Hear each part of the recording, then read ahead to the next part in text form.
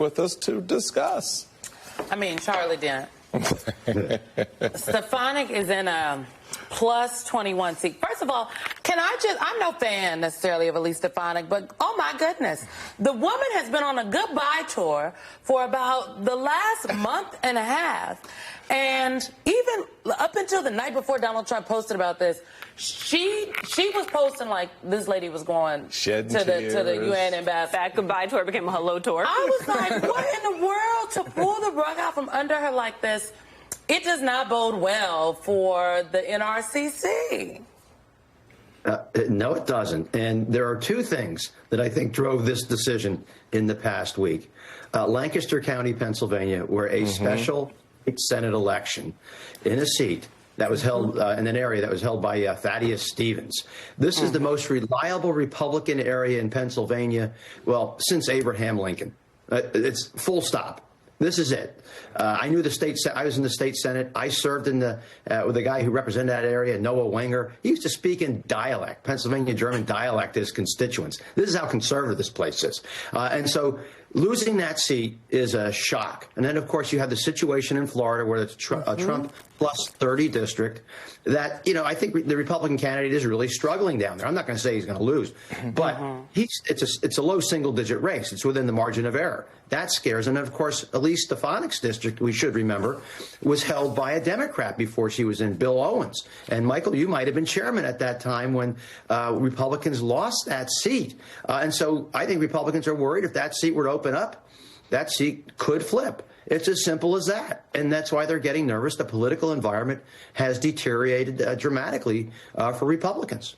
It is as simple as that, and yet, Angela, they knew they were dealing with really slim margins. One day I'm going to send Michael Steele, I'm going to have him walk up to Capitol Hill with a TI-83 calculator so that they can have a little help in the math department, because they clearly need it. And in the spin department, where Elise Stefanik is trying to pin all on this on so-called New York corruption. Take a listen.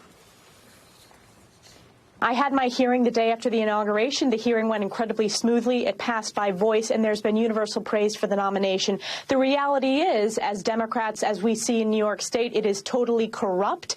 Kathy Hochul started threatening to move the ball on the election date. I feel bad for Elise Stefanik. She got that ambassadorial look. She got her hair coiffed for nothing. She was measuring the drapes, Angelo. I mean, yeah, look, that is, to me, what I heard there is that they've fully successfully discounted elections in this country. I mean, there wasn't even an election, and she said it was stolen. I mean, that is a really disturbing thing, is that's going to be their new go-to. And I think that, and when you pointed out that they're acting as if they don't have the slim margin that they do, that's always been the case. And I think when Democrats sort of got scared out of the gate and confused, that should have been the one thing they focused in on, is that they do not have a mandate. Yet they came out and claimed that. And that's what this is ultimately a reflection of. And what really gives me concern is that they're still operating. We're only a couple months into this administration. Well, they know what they're doing is deeply unpopular, that it doesn't have a lot of political will for it. They don't care. They're blowing forward as if they have full majority. And they're doing all these other authoritarian and lawless things. Elections are always stolen. Why would they not muck around with the elections? Why are they not going to mess around with future elections? That's the thing that really concerns me, is that they're already claiming they're stolen. They're acting as if they have, and the brazenness. And that, I think, fundamentally, we shouldn't ignore the fact that they are engaging in anti-small d democratic ways. And this is just another perfect example. Yeah, but to that point, Charlie, the president put out an executive order last week talking about elections, and now trying to nationalize our elections away from the 50 states and the 7 territories that are independently authorized by our Constitution to run our elections. So to Angelo's point, this next domino is getting set up to fall around elections, where they will begin to say, hey, in order for you to vote in federal elections, you have to have an ID. Sorry, full stop, you can't vote otherwise. And to limit the capacity and the access that individuals have, that is the ultimate end game if you're going to really make this authoritarian model work. You can't allow people to vote on the ish you're doing. Well, this executive order, of course, is going to be challenged legally because, as you know, elections are conducted by state and local governments, and the federal government has a limited role, obviously, the Voting Rights Act, so it has some say. But I don't know, and by the way, I support voter ID. I've always thought it's, as long as it's reasonable. But if you're going to have a national voter ID requirement, you might need an actual national ID, which we don't have. I mean, we have passports, but most people don't have passports, I think last I checked.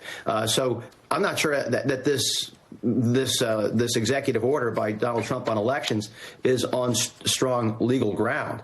I know in our state, the Secretary of State Al Schmidt is looking at it now, as is the governor, to see what it actually means. But don't expect this to get a whole lot of traction, I think, in many states.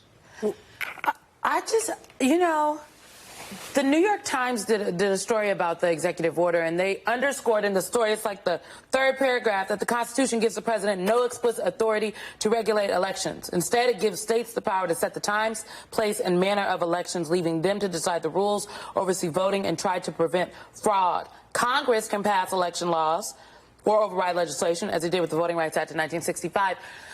I do believe that Donald Trump is operating in a very lawless way, but very cavalierly, that is cloaked in like regular language to the point where the lawlessness is happening in broad daylight, and it's like we don't even see it. You mean like Elon Musk offering people $1 million checks if they show up at a rally in Wisconsin? Yeah, and now we've sort of come to accept that as if it's a standard part of our process because, one, there's no accountability, which obviously we were talking about in the first segment, and two, I mean, even if it was legal, right, it still seems icky and corrupt that the richest person in the world can now go out there and give out $1 million checks to get people to vote in a certain way. And, their entire thing is that there's something wrong or fishy with our elections, and yet the behavior that they're doing is designed to hijack any of the confidence that would already exist and corrupt the entire process. And yet, we just kind of go along with it. And that's part of this process, and this brazenness is that, they're going to keep barreling ahead as if they have the giant majority that they simply don't have. And I think this is the moment now, and I think Democrats just need to recognize this, that and have confidence